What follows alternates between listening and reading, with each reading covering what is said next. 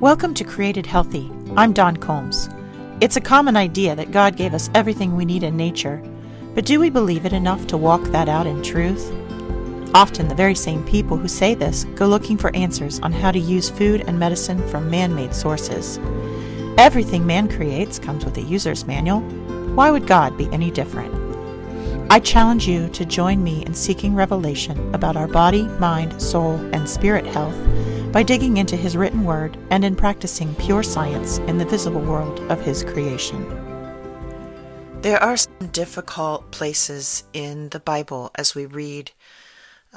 Places where children are sleeping with parents and children are being sacrificed, and we as believers often just look at those places and kind of turn a blind eye and just keep going because it's uncomfortable, or we don't want to examine it because it might be a threat to the reading of the Bible as a whole or our understanding of God.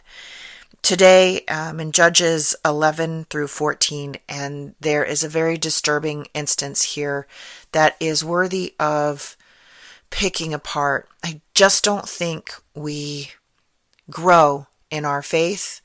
I don't think we grow in our ability to be planted on the rock if we don't lean into these difficult moments in Scripture. We must lean into them and try to understand where they fit into what we're being told, because we are asked to question by our God. That was one thing that I was raised to do, and I think a lot of believers aren't. I was raised to question.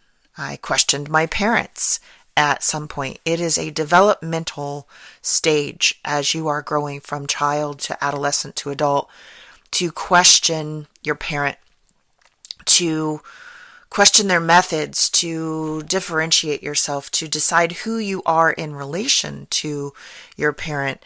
And so I think that these moments in Scripture are really important to lean into rather than to gloss over and just kind of plug our ears and hum as if we didn't see it or hear it, because it's disturbing and it messes with our overall picture of salvation and God as a whole. So here we are in Judges, and we're meeting the judge Jephthah, and that's a lot of our story. We watch his arc. We see a judge named Elon, another named Abdon, and then we see the rise of Samson, and there are some interesting stories here with Samson. Some of the things that you may have heard in church or Sunday school. Samson is born. He is consecrated in the womb as a Nazirite. No, his mom is not supposed to drink anything from the vine. She's not to eat unclean food while she's carrying him. No razor is supposed to touch his head. And he comes out, and he's kind of a troublemaker. And he grows up, and he's interested in a girl in a neighboring town. She's a daughter in the Philistines. And some of the stories there about his journeys to try and woo her. And this is where he kills a lion. And he comes back sometime later and finds that honeybees have nested and produced honey in that lion. And he brings honey, and he uses that as a riddle that God actually uses this moment for him to become angry, because he's somebody who can't control his temper. He's not a super stable person, and God uses this moment to be sort of an incredible story that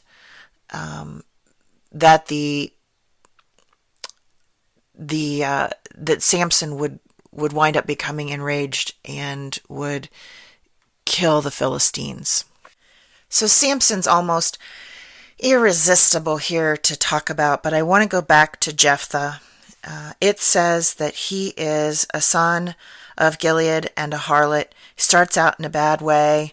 It mentions that he runs with worthless friends, so he has a bad crowd. He's been chased off from from his family because they don't believe he's legitimate. And then the elders of Gilead see that they're in trouble with Ammon coming to fight them, and they go off to find Jephthah and bring him back and ask him if he will take care of Ammon. Apparently he's a strong guy and he's a military guy, and they go and ask him to come back and take care of this problem, and he says, I will if I become your leader. And this is an unfortunate position that he puts himself in, because as he is going, he does have an encounter. He speaks his vows before God, it says, in front of Mizpah. We do have Israel repenting from doing evil. They have come away from worshiping local gods. They are trying to follow God now. And Jephthah is part of this. And after he speaks his vows in front of the Lord at Mizpah, he makes a vow to God that if he goes up against the Ammons and God gives him the victory, that when he comes home, that whatever comes out of the house to greet him, he will sacrifice. And as the story goes, God does give him the victory at Ammon, and he comes home, and as he's coming up the road, instead of a calf or another animal running to greet him, it's his only daughter. And as the story goes along, if we just read the Bible as is, we read along, she knows, her father tells her about this vow that he made, and of course she realizes that she's the first thing that came out. She says, okay, you have to keep your vow, and just give me 2 months to go away. And specifically here she says, let me go away and mourn that I will never have children, that I will never get married and be with a man. And she goes away and spends 2 months and comes back, and then we're told that Jephthah carries out his vow. There is so much debate about this situation. In some instances, it's read that he truly sacrificed his daughter. But if we dig into that, that's not, God has repeatedly said, I do not require that. I do not want that. It's an abomination to me for you to sacrifice your children to me. And this would have been a vow that he made directly to God, and then he's fulfilling. We see with Abraham, he was asked to sacrifice his child, and then at the last minute there was a ram to replace, because God was very, very, very clear that the sanctity of human life was important. Now, some scholars read this to say that Jephthah actually, we look at he's an illegitimate son. He was running with worthless people. Jephthah was actually leading Israel astray here. There are some that believe that he was mixing some of the Canaanite beliefs in amongst this, and so was his daughter, that there were pagan gods that were worshipped in similar ways. And so there's an explanation there that God allowed them to make this mistake, and even though they were believing that they were sacrificing her to God, they were actually following the Baals. There are many who believe there is a very small distinction in the languaging here, in that when he made his vow, he said, if I come back and you have given me the victory, then whatever comes out of the house, I will give directly to God. It will be God's item, God's ownership. And I will sacrifice, I will do a burnt sacrifice of that thing. The word "and" is up for grabs, because in interpretation, many people believe that it actually is properly interpreted "or." And so there is a strong belief that instead of killing his child, he sacrificed her. He put her into service with God. He consecrated her life over to God wholly, which would make more sense that she is lamenting her virginity, and that the women of Israel began after this event. They would honor her 4 times a year. They would honor her sacrifice, because instead of being killed, she basically went into a monastery. She was given over to the temple. She was put into continual service to God. And there are things that can support that way of reading as well. I think it's important to look at the vow, though, whether we can understand it through our lens of thousands of years and different culture. We have to be careful of reading things exactly the way we see them, exactly the way we read the words, exactly the way we understand the culture, and then making a determination. As I pick through this, my focus is to look at the vow. I look at Jephthah, who felt that he needed to make some sort of vow to God for his victory, which is, a little bit problematic here. He's being put up in front of all of Israel as a judge, which means he would be called. And he may not understand this, that God is giving him the victory because God is doing the victory. So this vow that he's making is sort of Jephthah not really understanding that he doesn't need to ask God for a personal victory where he's going to pay God back for that personal victory.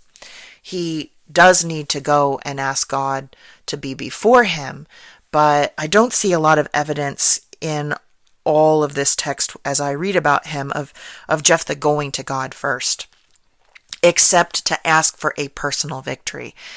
So I think about this in terms of I once did something like this, and that was I offered up myself and my life in exchange for receiving my children, for fixing my infertility. And I think a lot of us, if we have health issues or we have family issues or we're down and out, we sometimes go to God and say, I really, really need this. I'm begging you for this to be in your will, for this to work out, for me to be used in some way. And in exchange, I'm offering this up. I think we see that in other parts of the Bible, where this is going to come up again and again, this human bargaining that we do. And I know for myself, I was given the bargain. I was given the children. And because of the prayer that I made over and over and over again before I was given the children, it's so ingrained in me that I'm going to give what I bargained. I said that I would offer my life up. I would go where God asked me to go. I would speak what he wanted me to speak. And I can't imagine, even though I got the kids, I can't imagine saying, well, there, I've got the kids and now I don't need to do that anymore. I am so blessed with what God did grant me that if I'm called, I go. If I'm asked to say it, I say it. Even now, they're 14 and 16. And I can really understand Jephthah here in that he said it, he bargained, and he got the victory. It's not like God would go back and the war's won. So it's not going to go back in that moment and have it go a different way. He very easily could have said, oh gosh, well, everything turned out okay. I'll get around to paying you that debt later. He really did stick to it. He really felt that bargain that he made. And I respect that and I understand it. It becomes something when you make a bargain like that, it becomes something that you feel in your tissue. It's almost a tearing if you try to do something other than. You almost can't bear walking away from your end of the bargain.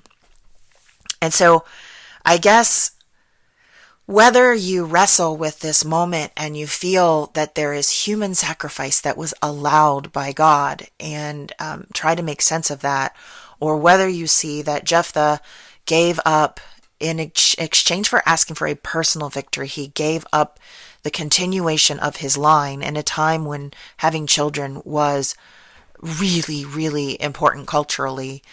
I don't know that it necessarily matters unless it really, really matters to you. But I think what we should take away from this is be careful what you're bargaining. When you speak before the Lord and you make a vow, it is important that you are careful about your words. We're going to see this over and over again. Control your tongue. Let what comes from your heart come out of your mouth. You have to be careful with what you say. What you say can be life or death. And here we have an instance of a vow that could have been life or death. For me, I couldn't imagine living without my kids, without being able to fix my body and have my kids. And so when I made the vow, I got life. And then I had to be prepared to step up and fulfill my end. God expects you to keep your word. God expects everything that comes out of your mouth to Him and to others when you're speaking and representing Him. It must be followed through on. You must keep your word, even in the most difficult, painful, personal loss. He expects us to keep our word. So you must be careful about what you speak. You cannot make idle threats and you cannot make idle vows. And Jephthah is a great illustration here of that. I pray that God is blessing you today and that He brings you back on another day. Thanks for listening. If you enjoyed this episode, please subscribe and share with a friend. And I'm always interested in hearing what God is laying on your heart. So drop me a rating or review, or join the conversation on Facebook, Instagram, or YouTube at Dawn Combs Really.